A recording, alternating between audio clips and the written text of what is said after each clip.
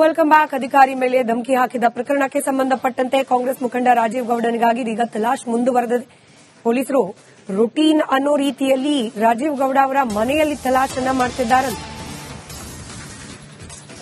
ರಾಜೀವ್ ಗೌಡ ನಿವಾಸಕ್ಕೆ ಪೊಲೀಸರು ಭೇಟಿ ಕೊಟ್ಟಿದ್ದಾರೆ. ಬೆಂಗಳೂರಿನ ಸಂಜಯ್ ನಗರದಲ್ಲಿರುವ ರಾಜೀವ್ ಗೌಡ ನಿವಾಸ ಹಿಡ್ಲಘಟ್ಟ ಪೊಲೀಸರು ಭೇಟಿ ನೀಡಿದ್ದಾರೆ. 4-5 ದಿನಗಳಾದರೂ ಕೂಡ ರಾಜೀವ್ ಗೌಡನ ಸುಳಿವು ಇನ್ನೂ ಪತ್ತೆಯಾಗಿಲ್ಲ. ಈತನ ಬಂಧನ ಪ್ರಕ್ರಿಯೆ ಆಗಿಲ್ಲ.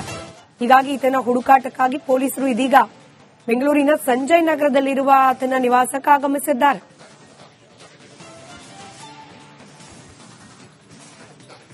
ಮತ್ತಷ್ಟು ಡೀಟೇಲ್ಸ್ ನಮ್ಮ ಪ್ರತಿನಿಧಿ ಸುರೇಶ್ ನೀಡ್ತಾರೆ. ನೇರ ಸಂಪರ್ಕದಲ್ಲಿದ್ದಾರೆ. ಸುರೇಶ್, ಮನೇಲಿ ಇಲ್ಲ ಅನ್ನೋದು ಗೊತ್ತಿದೆ, ಪೊಲೀಸರು ಬಂದಿದ್ದಾರೆ. ಯಾವ ರೀತಿ ತಲಾಶ್ ಇದು? ಅದರ ಜೊತೆಯಲ್ಲೇ ಪೊಲಿಟಿಕಲ್ ಬ್ಯಾಕಿಂಗ್ ಅಂದ್ರೆ ರಾಜಕೀಯ ಶ್ರೀರಕ್ಷೆ ಇರಬಹುದು ರಾಜೀವ್ ಗೌಡಗೆ ಅನ್ನೋ ಆರೋಪ ಕೂಡ ಕೇಳೋಕ್ ಸಿಗ್ತಾ ಇದೆ. ಇದು ಬಂಧನ ಪ್ರಕ್ರಿಯೆ ವಿಳಂಬವಾಗ್ಲಿಕ್ಕೂ ಕಾರಣವಾಗ್ತಾ ಇದೆಯಾ ಅನ್ನೋ ಅನುಮಾನ.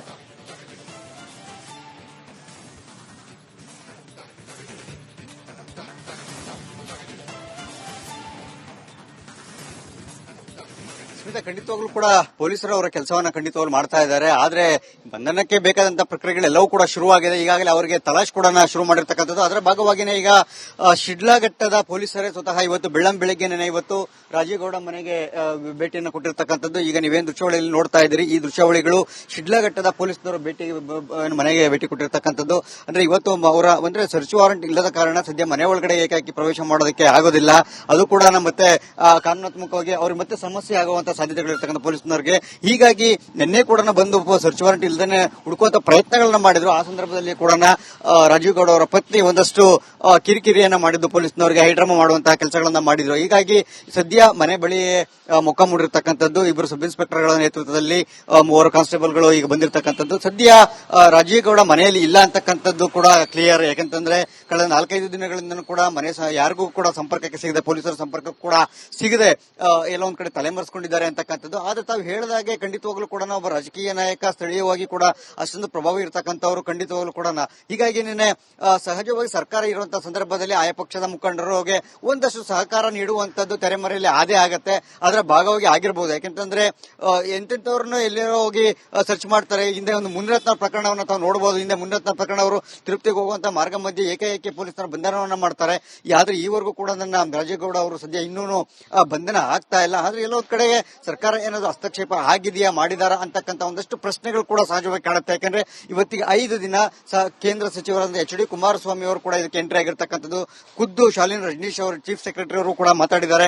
ಬಂಧನ ಆಗಲೇಬೇಕು ಅಂತಕ್ಕಂಥ ಮಾತನ್ನು ಕೂಡ ಹೇಳಿರ್ತಕ್ಕಂಥ. ಆದ್ರೆ ಈವರೆಗೂ ಕೂಡ ಪೊಲೀಸರಿಗೂ ಕೂಡ ಚಳ್ಳೆಣ್ಣನ್ನು ತಿನ್ನಿಸಿ ರಾಜೀವ್ ಗೌಡ ಅವರು ಎಸ್ಕೇಪ್ ಆಗಿರ್ತಕ್ಕಂಥದ್ದು. ನೋಡಬೇಕು ಸ್ಮಿತಾ, ಒಂದು ಕಡೆ ಆದ್ರೆ ಮತ್ತೊಂದು ಕಡೆ ರಾಜಕೀಯವಾಗಿ ನೋಡೋದಾದ್ರೆ ಅವ್ರನ್ನ ರಾಜೀವ್ ಗೌಡರ ಪಕ್ಷದಿಂದನೂ ಕೂಡ ಉಚ್ಚಾಟನೆ ಮಾಡುವಂತಹ ಸಾಧ್ಯತೆಗಳು ಕೂಡ ದಟ್ಟವಾಗಿರ್ತಕ್ಕಂಥದ್ದು. ಯಾಕೆಂತಂದ್ರೆ ಈಗಾಗಲೇ ಕಾಂಗ್ರೆಸ್ನಲ್ಲಿ ಇದ್ದಂತಹ ಕೆಲ ಮುಖಂಡರುಗಳಿಂದನೇ, ನಾಯಕರಿಂದನೇ ಇದು ತೀವ್ರವಾದಂತಹ ಮುಜುಗರ ಆಗಿದೆ ಪಕ್ಷಕ್ಕೆ ಅಂತಕ್ಕಂತಹ ನಿಟ್ಟಿನಲ್ಲಿ ಈಗಾಗಲೇ ಒತ್ತಡಗಳು ನೀಡಿರ್ತಕ್ಕಂಥ. ಜೊತೆಗೆ ಪಕ್ಷದಲ್ಲಿ ನೋಟಿಸ್ ಅನ್ನು ಕೊಟ್ಟಿದ್ದಾರೆ. ಆದ್ರೆ ಇನ್ನೂ ಕೂಡ 7 ದಿನಗಳ ಕಾಲ ಒಂದು ಸಮಯಾವಕಾಶ ಕೊಟ್ಟಿರ್ತಕ್ಕಂಥ ಅವರಿಗೆ ಶೋಕಾಸ್ ನೋಟಿಸ್ಗೆ ಉತ್ತರವನ್ನು ಕೊಡೋದಕ್ಕೆ. ಸದ್ಯ ಉತ್ತರವನ್ನು ಕೂಡ ಕೊಟ್ಟಿಲ್ಲ. ಪೊಲೀಸರಿಗೂ ಸಿಗದಂತೆ ಜೊತೆ ಮನೆಗೂ ಕೂಡ ಭೇಟಿ ಕೊಡದಂತೆ ಎಸ್ಕೇಪ್ ಆಗಿರ್ತಕ್ಕಂಥದ್ದು. ನೋಡಬೇಕು ಮತ್ತೆ ರಾಜೀವ್ ಗೌಡರ ಬಂಧನ ಪ್ರಕ್ರಿಯೆ ಯಾವ ರೀತಿಯಾಗಿ ಆಗುತ್ತೆ ಅನ್ನೋದನ್ನ. ಸ್ಮಿತಾ, ಧನ್ಯವಾದ ಸುರೇಶ್ ಮಾಹಿತಿಗಾಗಿ.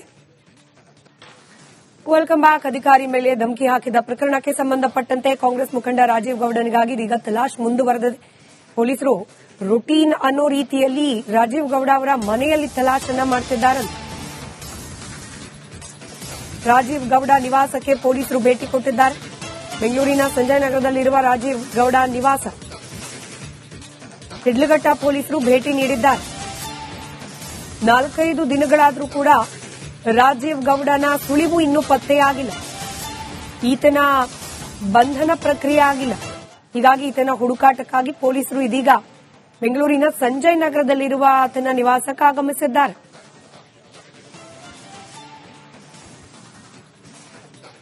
ಮತ್ತಷ್ಟು ಡೀಟೇಲ್ಸ್ ನಮ್ಮ ಪ್ರತಿನಿಧಿ ಸುರೇಶ್ ನೀಡ್ತಾರೆ. ನೇರ ಸಂಪರ್ಕದಲ್ಲಿದ್ದಾರೆ. ಸುರೇಶ್, ಮನೇಲಿ ಇಲ್ಲ ಅನ್ನೋದು ಗೊತ್ತಿದೆ, ಪೊಲೀಸರು ಬಂದಿದ್ದಾರೆ. ಯಾವ ರೀತಿ ತಲಾಶ್ ಇದು? ಅದರ ಜೊತೆಯಲ್ಲೇ ಪೊಲಿಟಿಕಲ್ ಬ್ಯಾಕಿಂಗ್ ಅಂದ್ರೆ ರಾಜಕೀಯ ಶ್ರೀರಕ್ಷೆ ಇರಬಹುದು ರಾಜೀವ್ ಗೌಡಗೆ ಅನ್ನೋ ಆರೋಪ ಕೂಡ ಕೇಳೋಕ್ ಸಿಗ್ತಾ ಇದೆ. ಇದು ಬಂಧನ ಪ್ರಕ್ರಿಯೆ ವಿಳಂಬವಾಗ್ಲಿಕ್ಕೂ ಕಾರಣವಾಗ್ತಾ ಇದೆಯಾ ಅನ್ನೋ ಅನುಮಾನ.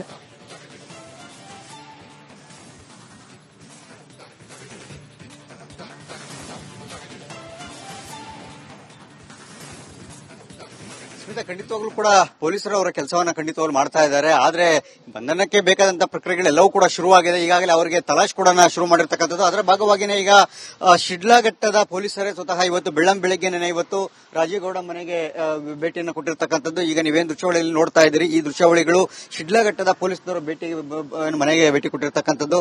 ಅಂದ್ರೆ ಇವತ್ತು ಅವರ ಅಂದ್ರೆ ಸರ್ಚ್ ವಾರೆಂಟ್ ಇಲ್ಲದ ಕಾರಣ ಸದ್ಯ ಮನೆ ಒಳಗಡೆ ಏಕಾಏಕಿ ಪ್ರವೇಶ ಮಾಡೋದಕ್ಕೆ ಆಗೋದಿಲ್ಲ. ಅದು ಕೂಡ ಮತ್ತೆ ಕಾನೂನಾತ್ಮಕವಾಗಿ ಅವ್ರಿಗೆ ಮತ್ತೆ ಸಮಸ್ಯೆ ಆಗುವಂತ ಸಾಧ್ಯತೆಗಳಿರ್ತಕ್ಕಂಥ ಪೊಲೀಸ್ನವರಿಗೆ. ಹೀಗಾಗಿ ನಿನ್ನೆ ಕೂಡ ಬಂದು ಸರ್ಚ್ ವಾರೆಂಟ್ ಇಲ್ಲದೇ ಹುಡುಕುವಂತ ಪ್ರಯತ್ನಗಳನ್ನ ಮಾಡಿದ್ರು. ಆ ಸಂದರ್ಭದಲ್ಲಿ ಕೂಡ ರಾಜೀವ್ ಗೌಡ ಅವರ ಪತ್ನಿ ಒಂದಷ್ಟು ಕಿರಿಕಿರಿಯನ್ನ ಮಾಡಿದ್ದು, ಪೊಲೀಸ್ನವರಿಗೆ ಹೈಡ್ರಾಮಾ ಮಾಡುವಂತಹ ಕೆಲಸಗಳನ್ನ ಮಾಡಿದ್ರು. ಹೀಗಾಗಿ ಸದ್ಯ ಮನೆ ಬಳಿ ಮೊಕ್ಕ ಮೂಡಿರ್ತಕ್ಕಂಥದ್ದು. ಇಬ್ಬರು ಸಬ್ ಇನ್ಸ್ಪೆಕ್ಟರ್ಗಳ ನೇತೃತ್ವದಲ್ಲಿ 3 ಕಾನ್ಸ್ಟೇಬಲ್ಗಳು ಈಗ ಬಂದಿರತಕ್ಕಂಥದ್ದು. ಸದ್ಯ ರಾಜೀವ್ ಗೌಡ ಮನೆಯಲ್ಲಿ ಇಲ್ಲ ಅಂತಕ್ಕಂಥದ್ದು ಕೂಡ ಕ್ಲಿಯರ್. ಯಾಕಂತಂದ್ರೆ ಕಳೆದ 4-5 ದಿನಗಳಿಂದ ಕೂಡ ಮನೆ ಯಾರಿಗೂ ಕೂಡ ಸಂಪರ್ಕಕ್ಕೆ ಸಿಗದೆ, ಪೊಲೀಸರ ಸಂಪರ್ಕ ಕೂಡ ಸಿಗದೆ ಎಲ್ಲೋ ಒಂದ್ ಕಡೆ ತಲೆಮರೆಸಿಕೊಂಡಿದ್ದಾರೆ ಅಂತಕ್ಕಂಥದ್ದು. ಆದ್ರೆ ತಾವು ಹೇಳಿದಾಗೆ ಖಂಡಿತವಾಗ್ಲೂ ಕೂಡ ಒಬ್ಬ ರಾಜಕೀಯ ನಾಯಕ, ಸ್ಥಳೀಯವಾಗಿ ಕೂಡ ಅಷ್ಟೊಂದು ಪ್ರಭಾವ ಇರತಕ್ಕಂಥವ್ರು ಖಂಡಿತವಾಗ್ಲೂ ಕೂಡ. ಹೀಗಾಗಿ ನಿನ್ನೆ ಸಹಜವಾಗಿ ಸರ್ಕಾರ ಇರುವಂತಹ ಸಂದರ್ಭದಲ್ಲಿ ಆಯಾ ಪಕ್ಷದ ಮುಖಂಡರಿಗೆ ಒಂದಷ್ಟು ಸಹಕಾರ ನೀಡುವಂತದ್ದು ತೆರೆಮರೆಯಲ್ಲಿ ಆದೇ ಆಗತ್ತೆ. ಅದರ ಭಾಗವಾಗಿ ಆಗಿರಬಹುದು. ಯಾಕೆಂತಂದ್ರೆ ಎಂತೆಂತವ್ರನ್ನ ಎಲ್ಲೋ ಹೋಗಿ ಸರ್ಚ್ ಮಾಡ್ತಾರೆ. ಹಿಂದೆ ಒಂದು ಮುನಿರತ್ನ ಪ್ರಕರಣವನ್ನು ತಾವು ನೋಡಬಹುದು. ಹಿಂದೆ ಮುನಿರತ್ನ ಪ್ರಕರಣ ಅವರು ತಿರುಪತಿಗೆ ಹೋಗುವಂತ ಮಾರ್ಗ ಮಧ್ಯೆ ಏಕಾಏಕಿ ಪೊಲೀಸರ ಬಂಧನವನ್ನ ಮಾಡ್ತಾರೆ. ಆದ್ರೆ ಈವರೆಗೂ ಕೂಡ ನನ್ನ ರಾಜೀವ್ ಗೌಡ ಅವರು ಸದ್ಯ ಇನ್ನೂ ಬಂಧನ ಆಗ್ತಾ ಇಲ್ಲ. ಆದ್ರೆ ಎಲ್ಲೋ ಕಡೆಗೆ ಸರ್ಕಾರ ಏನಾದ್ರು ಹಸ್ತಕ್ಷೇಪ ಆಗಿದೆಯಾ, ಮಾಡಿದಾರ ಅಂತಕ್ಕಂಥ ಒಂದಷ್ಟು ಪ್ರಶ್ನೆಗಳು ಕೂಡ ಸಹಜವಾಗಿ ಕಾಡುತ್ತೆ. ಯಾಕಂದ್ರೆ ಇವತ್ತಿಗೆ 5 ದಿನ ಕೇಂದ್ರ ಸಚಿವರಾದ HD ಕುಮಾರಸ್ವಾಮಿ ಅವರು ಕೂಡ ಇದಕ್ಕೆ ಎಂಟ್ರಿ ಆಗಿರ್ತಕ್ಕಂಥದ್ದು. ಖುದ್ದು ಶಾಲಿನಿ ರಜನೀಶ್ ಅವರು ಚೀಫ್ ಸೆಕ್ರೆಟರಿ ಅವರು ಕೂಡ ಮಾತಾಡಿದ್ದಾರೆ. ಬಂಧನ ಆಗಲೇಬೇಕು ಅಂತಕ್ಕಂಥ ಮಾತನ್ನು ಕೂಡ ಹೇಳಿರ್ತಕ್ಕಂಥ. ಆದ್ರೆ ಈವರೆಗೂ ಕೂಡ ಪೊಲೀಸರಿಗೂ ಕೂಡ ಚಳ್ಳೆಣ್ಣನ್ನು ತಿನ್ನಿಸಿ ರಾಜೀವ್ ಗೌಡ ಅವರು ಎಸ್ಕೇಪ್ ಆಗಿರ್ತಕ್ಕಂಥದ್ದು. ನೋಡಬೇಕು ಸ್ಮಿತಾ, ಇದು ಒಂದು ಕಡೆ ಆದ್ರೆ ಮತ್ತೊಂದು ಕಡೆ ರಾಜಕೀಯವಾಗಿ ನೋಡೋದಾದ್ರೆ ಅವ್ರನ್ನ ರಾಜೀವ್ ಗೌಡರ ಪಕ್ಷದಿಂದನೂ ಕೂಡ ಉಚ್ಚಾಟನೆ ಮಾಡುವಂತಹ ಸಾಧ್ಯತೆಗಳು ಕೂಡ ದಟ್ಟವಾಗಿರ್ತಕ್ಕಂಥದ್ದು. ಯಾಕೆಂತಂದ್ರೆ ಈಗಾಗಲೇ ಕಾಂಗ್ರೆಸ್ ನಲ್ಲಿ ಇದ್ದಂತಹ ಕೆಲ ಮುಖಂಡರುಗಳಿಂದನೇ, ನಾಯಕರಿಂದನೇ ಇದು ತೀವ್ರವಾದಂತಹ ಮುಜುಗರ ಆಗಿದೆ ಪಕ್ಷಕ್ಕೆ ಅಂತಕ್ಕಂತಹ ನಿಟ್ಟಿನಲ್ಲಿ ಈಗಾಗಲೇ ಒತ್ತಡಗಳು ನೀಡಿರ್ತಕ್ಕಂಥ. ಜೊತೆಗೆ ಪಕ್ಷದಲ್ಲಿ ನೋಟಿಸ್ ಅನ್ನು ಕೊಟ್ಟಿದ್ದಾರೆ. ಆದ್ರೆ ಇನ್ನೂ ಕೂಡ 7 ದಿನಗಳ ಕಾಲ ಒಂದು ಸಮಯಾವಕಾಶ ಕೊಟ್ಟಿರ್ತಕ್ಕಂಥ ಅವ್ರಿಗೆ ಶೋಕಾಸ್ ನೋಟಿಸ್ಗೆ ಉತ್ತರವನ್ನು ಕೊಡೋದಕ್ಕೆ. ಸದ್ಯ ಉತ್ತರವನ್ನು ಕೂಡ ಕೊಟ್ಟಿಲ್ಲ. ಪೊಲೀಸರಿಗೂ ಸಿಗದಂತೆ, ಜೊತೆ ಮನೆಗೂ ಕೂಡ ಭೇಟಿ ಕೊಡದಂತೆ ಎಸ್ಕೇಪ್ ಆಗಿರ್ತಕ್ಕಂಥದ್ದು. ನೋಡಬೇಕು ಮತ್ತೆ ರಾಜೀವ್ ಗೌಡ ಅವರ ಬಂಧನ ಪ್ರಕ್ರಿಯೆ ಯಾವ ರೀತಿಯಾಗಿ ಆಗುತ್ತೆ ಅನ್ನೋದನ್ನ. ಸ್ಮಿತಾ, ಧನ್ಯವಾದ ಸುರೇಶ್ ಮಾಹಿತಿಗಾಗಿ. Welcome back. ಅಧಿಕಾರಿ ಮೇಲೆ ಧಮಕಿ ಹಾಕಿದ ಪ್ರಕರಣಕ್ಕೆ ಸಂಬಂಧಪಟ್ಟಂತೆ ಕಾಂಗ್ರೆಸ್ ಮುಖಂಡ ರಾಜೀವ್ ಗೌಡನಿಗಾಗಿ ಈಗ ತಲಾಶ್ ಮುಂದುವರೆದಿದೆ. ಪೊಲೀಸರು ರುಟೀನ್ ಅನ್ನೋ ರೀತಿಯಲ್ಲಿ ರಾಜೀವ್ ಗೌಡ ಅವರ ಮನೆಯಲ್ಲಿ ತಲಾಶನ್ನ ಮಾಡ್ತಿದ್ದಾರೆ. ರಾಜೀವ್ ಗೌಡ ನಿವಾಸಕ್ಕೆ ಪೊಲೀಸರು ಭೇಟಿ ಕೊಟ್ಟಿದ್ದಾರೆ. ಬೆಂಗಳೂರಿನ ಸಂಜಯ್ ನಗರದಲ್ಲಿರುವ ರಾಜೀವ್ ಗೌಡ ನಿವಾಸ ಶಿಡ್ಲಘಟ್ಟ ಪೊಲೀಸರು ಭೇಟಿ ನೀಡಿದ್ದಾರೆ. 4-5 ದಿನಗಳಾದರೂ ಕೂಡ ರಾಜೀವ್ ಗೌಡನ ಸುಳಿವು ಇನ್ನೂ ಪತ್ತೆಯಾಗಿಲ್ಲ. ಈತನ ಬಂಧನ ಪ್ರಕ್ರಿಯೆ ಆಗಿಲ್ಲ. ಹೀಗಾಗಿ ಈತನ ಹುಡುಕಾಟಕ್ಕಾಗಿ ಪೊಲೀಸರು ಇದೀಗ ಬೆಂಗಳೂರಿನ ಸಂಜಯ್ ನಗರದಲ್ಲಿರುವ ಆತನ ನಿವಾಸಕ್ಕೆ ಆಗಮಿಸಿದ್ದಾರೆ.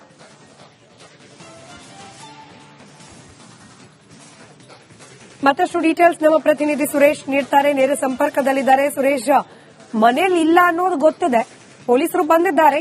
ಯಾವ ರೀತಿ ತಲಾಶ್ ಇದು? ಅದರ ಜೊತೆಯಲ್ಲೇ ಪೊಲಿಟಿಕಲ್ ಬ್ಯಾಕಿಂಗ್ ಅಂದ್ರೆ ರಾಜಕೀಯ ಶ್ರೀರಕ್ಷೆ ಇರಬಹುದು ರಾಜೀವ್ ಗೌಡಗೆ ಅನ್ನೋ ಆರೋಪ ಕೂಡ ಕೇಳೋಕ್ ಸಿಗ್ತಾ ಇದೆ. ಇದು ಬಂಧನ ಪ್ರಕ್ರಿಯೆ ವಿಳಂಬವಾಗ್ಲಿಕ್ಕೂ ಕಾರಣವಾಗ್ತಾ ಇದೆಯಾ ಅನ್ನೋ ಅನುಮಾನ.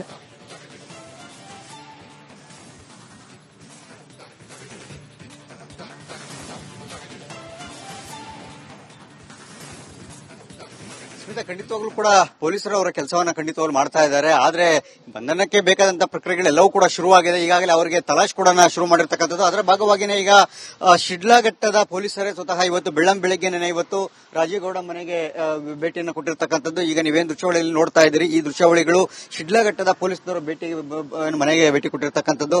ಅಂದ್ರೆ ಇವತ್ತು ಅವರ ಅಂದ್ರೆ ಸರ್ಚ್ ವಾರೆಂಟ್ ಇಲ್ಲದ ಕಾರಣ ಸದ್ಯ ಮನೆ ಒಳಗಡೆ ಏಕಾಏಕಿ ಪ್ರವೇಶ ಮಾಡೋದಕ್ಕೆ ಆಗೋದಿಲ್ಲ.